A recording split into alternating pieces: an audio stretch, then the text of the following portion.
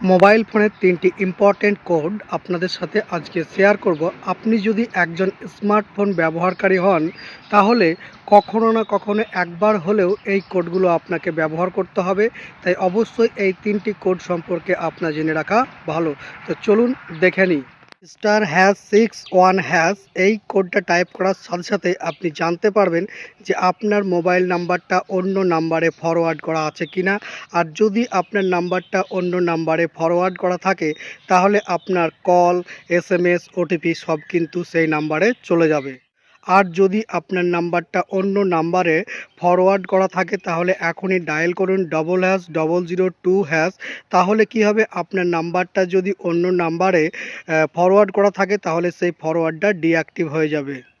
*#06# dial করার সাথে সাথে আপনি আপনার ফোনের IMEI নাম্বারটা বার করতে পারবেন। আর এই IMEI নাম্বার কাজে লাগবে যখন আপনার ফোনটা হারিয়ে যাবে, তখন কিন্তু এই নাম্বারটা আপনাকে খুঁজে পেতে, আপনার হারিয়ে যাওয়া ফোনটা খুঁজে পেতে সাহায্য করবে। তো ভিডিওটি ভালো লাগলে লাইক করে শেয়ার করতে ভুলবেন না।